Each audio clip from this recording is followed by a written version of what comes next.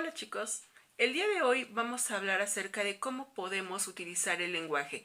En días previos hemos estado viendo las formas en las cuales podemos transmitirlos y las técnicas que podemos estar utilizando para la transmisión del lenguaje.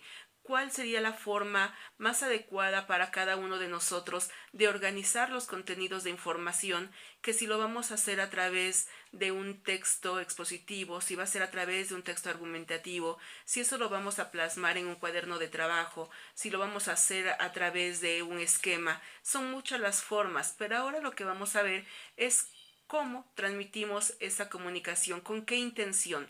Y por ello es que existen las funciones de la lengua. Cuando nosotros tratamos de transmitir ciertos mensajes, conocimientos o expresiones, tenemos que tener claro 4 elementos. Uno es el objetivo. ¿Qué es lo que quiero plasmar? ¿Qué es lo que quiero transmitir? ¿Por qué lo quiero hacer? Debemos de tener bien claro el tema del cual vamos a hablar.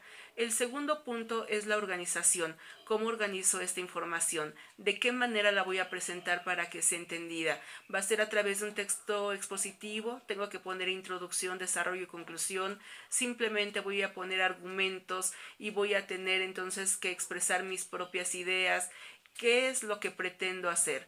Tenemos que saber también cómo la va a recibir nuestro interlocutor, es decir, el enunciador, el que le escucha, cómo lo va a interpretar. Ese sería el tercer punto, cómo se interpreta. Tenemos entonces que ser claros para saber cómo vamos a manifestarlo para que el lector o quien nos esté escuchando sepa cómo interpretarlo. Y como cuarto punto tenemos entonces la intención comunicativa por parte del enunciatario, que es quien está tomando la palabra. ¿Cómo lo quiere decir? Entonces, si nosotros queremos que se entienda de una manera, tenemos que plasmarlo para que esa manera sea entendida. Y es aquí donde empiezan las 6 funciones de la lengua. Tenemos 6 funciones dentro de nuestra lengua y esas 6 funciones son la función fática, la función referencial, la apelativo-conativa, la emotiva, la poética y la metalingüística. Estas las utilizamos diariamente. Como estudiantes, ustedes aplican en el horario escolar o cuando hacen sus tareas la función metalingüística, pero sería esta y la poética las que menos impacto tendrían de manera cotidiana. Sí se utilizan, pero con menor frecuencia. Sin embargo, las anteriores 4 sí se emplean en todo momento y estas tienen una finalidad comunicativa muy precisa. Entonces tenemos que tener en cuenta que cuando nos comunicamos y hacemos usos de ella, tampoco lo hacemos de manera aislada. No vamos a comunicarnos primero decir, hoy voy a utilizar mi función apelativa. Mañana voy a utilizar mi función emotiva. Pasado mañana estaré muy metalingüístico. No, la información y la forma en la que la expresamos va surgiendo según las necesidades del hablante en una situación precisa. Entonces, en un mismo momento podemos estar teniendo una información referencial, pero pasar a la función fática, tener una información metalingüística y la vamos a unir. Cuando estamos conversando con alguien, por ejemplo, ¿pero me entiendes? ¿Sí me estoy dando a entender? Ahí estamos utilizando con esas expresiones una función fática. Entonces vamos a empezar con cada una de ellas.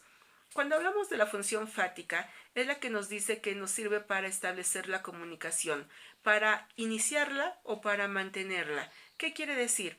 Cuando nosotros decimos, hola, ¿cómo estás? Estamos iniciando una función. Puede ser que nos contesten o no nos contesten, pero nosotros hicimos una transmisión de un mensaje utilizando la función fática. Cuando ustedes dicen buenos días hacia un grupo, entonces pueden esperar respuesta o no, pero ustedes ya iniciaron una comunicación, están abriendo un canal.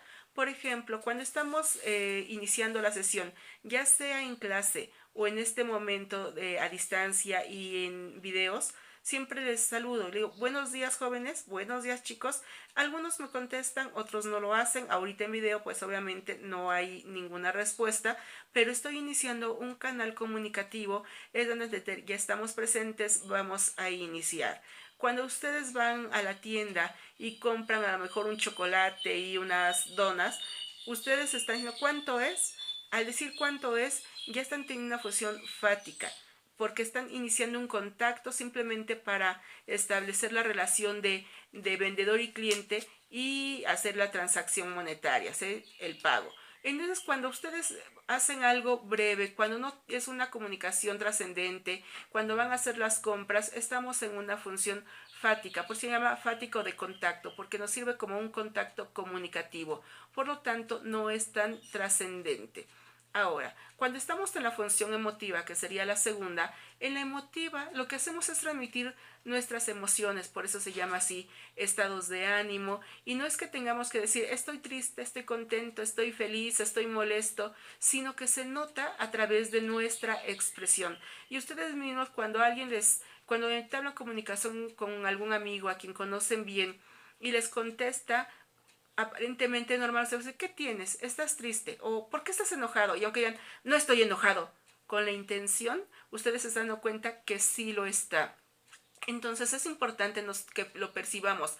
Dentro de la comunicación oral, pues lo podemos percibir fácilmente por cómo lo estamos escuchando, pero ¿cómo podríamos transmitirlo de manera escrita? Es ahí donde la ortografía juega un papel importante porque vamos a utilizar signos de interrogación, signos de admiración, que son los más importantes dentro de esta función. Cuando decimos, ay, qué triste, pero le ponemos los signos de admiración cuando estamos haciéndolo por escrito, en este caso, pues nosotros estamos transmitiendo una emoción. Estos signos, los de admiración o también llamados de expresión, son para expresar precisamente emociones cuando lo hacemos de manera escrita, porque no hay otra forma, no se escucha la entonación. Entonces, la molestia, la alegría, el hastío, el cansancio, se nota a través de nuestras expresiones y esa entonces es la función emotiva. Tenemos en tercer punto la función referencial. Se llama referencial o informativa porque informa y esta información tiene que ser objetiva, tiene que ser clara y es la que se utiliza más dentro de la enseñanza. Cuando ustedes están consultando un libro de texto, cuando consultan las noticias, cuando ustedes buscan en un diccionario o en una enciclopedia, lo que se está utilizando es la función informativa, porque simplemente se informa de manera clara, veraz, objetiva, cierta información. Depende del lector si lo va a entender así, si le es útil, qué es lo que va a captar de esa información, pero simplemente se plasma sin ninguna otra finalidad que la de informar. Entonces por eso se llama referencial o informativa porque informa. Después de ello tenemos en cuarto punto, tenemos la función conativa o apelativa. Apelar significa convencer. En esta sí, a diferencia de la referencial que solamente da información y ese es su único cometido, en la función conativa o apelativa sí se trata de convencer al interlocutor, es decir, quien está junto a nosotros, ¿no? Un lector o un escucha de manera oral, eso es a él es a quien se tiene que convencer de nuestras ideas, nuestras teorías, nuestras posturas ideológicas. ¿Dónde lo vamos a encontrar sobre todo? Bueno, lo vamos a encontrar en la política. Cuando están en campaña, cada uno de los políticos nos trata de convencer que son la mejor opción, que son el mejor partido, y nosotros vamos a estar más convencidos por uno que por otro, dependiendo su intención o la habilidad verbal que tenga para convencernos. Igualmente sucede esto con la publicidad. Cuando nos dicen 2 por 1, paga uno y llévate dos. Uno dice, uy, voy a aprovechar la oferta porque no la vuelvo a encontrar. Pero a lo mejor no sabemos que previamente le subieron el precio y que ahora simplemente te dicen, te cobramos uno y te llevas dos, pero ya el precio fue elevado. Entonces la publicidad es importante porque tienen que ganar más compradores, porque tienen que tener deben tener más clientes y por lo mismo entonces están utilizando este lenguaje que nos ayude a convencer a otros. Entonces, cuando ustedes mismos quieren convencer a alguien, incluso se cambia el tono de voz cuando estamos en manera oral y pues con gente de confianza. Por ejemplo, ándale papá, déjame salir, no me voy a tardar. Sí me pongo cubrebocas en este momento, pero ya me aburrí. Aunque sus papás digan, no, no sales, ustedes tratarán de convencerlo y la voz cambia, porque trata de ser persuasiva, es decir, convincente. Entonces, esto sucede en política, en publicidad, en los sermones familiares, cuando les llaman la atención, cuando los regañan, los profesores cuando chicos hagan la tarea, si no hacen la tarea van a reprobar, o los que tengan todas sus actividades van a tener buena calificación y en el examen va a salir excelente porque habrán practicado mucho. Los que no, háganlo. Estamos utilizando un tono de voz distinto para convencer. En el quinto punto tenemos la función poética. En la función poética lo que vamos a transmitir es un lenguaje más, pues, valga la redundancia, más poético, más literario, más bonito. Por lo tanto, al transformar el lenguaje, pues esto no lo hacemos en la cotidianidad, sino simplemente cuando leemos poema, si ustedes quieren mandar una carta o están enamorados y quieren mandar notitas amorosas, pues entonces quizá ahí esté el lenguaje poético. Por ejemplo, en el poema de José Martí, cultivo una rosa blanca en junio como en enero, para el amigo sincero que me da su mano franca, y para el cruel que me arranca el corazón con que vivo, cardos ni ortigas cultivo, cultivo una rosa blanca. Aquí pues escuchamos incluso cierta musicalidad, tiene rima, su rima es consonante o perfecta, entonces cambia. ¿No es verdad, ángel de amor, que en esta apartada orilla la luna más claro brilla y se respira mejor? Entonces estamos escuchando que se transmite un mensaje, pero de una forma, aparte de emotiva, porque también se mezcla de una forma peculiar. O como decía Amado Nervo, desde que no estás, me sobra la mitad del lecho y me falta la mitad del alma. Entonces, como ven, expresan emociones, sentimientos, pero transformando el lenguaje.